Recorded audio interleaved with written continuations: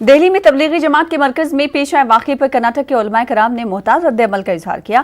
مولانا مقصود عمران رشادی نے کہا کہ مرکز کے ذمہ داروں اور پولیس سے بھی کوتاہی ہوئی ہے۔ مولانا شمیم سالک نے کہا کہ اس پورے معاملے میں ہرگز سیاست نہ کی جائے۔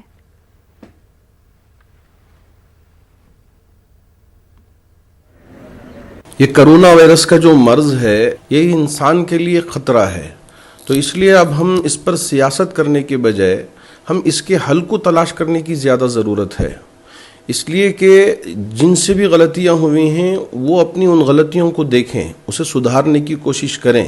جی ہاں، مرکز نظام الدین ان سے بھی تھوڑی سی چوک ہوئی ہے، پولیس ڈپارٹمنٹ بالکل بغل میں ہے، ان کے علم میں ہے، وہ جا کر بتائے ہیں، باوجود اس کے کہ انہوں نے کوئی اس کے لیے تدبیر نہیں سوچی، کچھ ایکشن نہیں لیا، اور ایسے ہی وہاں کی سرکار کو، وہاں کے پرشاسن کو انہوں نے اطلاع بھی دی ہے تحریری طور پر، تو ان کو بھی ایکشن میں آنا چاہیے تھا۔ اتنے دن گزرنے کے بعد ایکشن لینا یہ مناسب نہیں ہے۔ اب کیا ہوا اسے چھوڑ کر آئندہ ہم اس مسئلے کو کیسے ہینڈل کرنا ہے اس پر غور کریں، اس پر بات کریں۔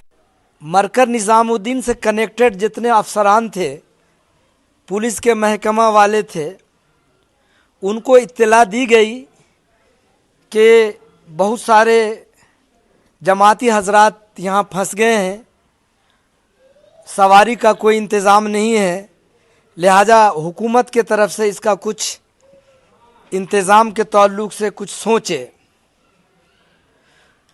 اور ان کی بات جب سنی گئی تو وہ حضرات کہتے ہیں کہ دلی کے جو محکمہ والے ہیں ان کی درخواست کو انسنی کر انتظام نہیں کیا۔ ایک انسانیت کے ناطے اور احتیاطی تدابیر کے اعتبار سے اس کے بچاؤ کے لیے باتیں ہونی چاہیے۔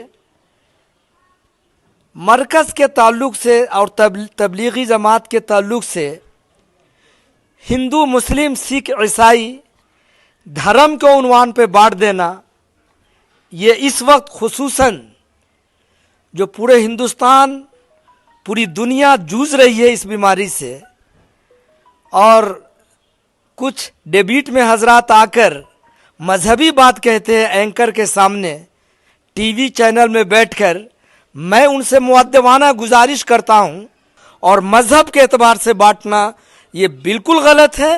یہ دور مذہب نہیں ہے، انسانیت کا دور ہے۔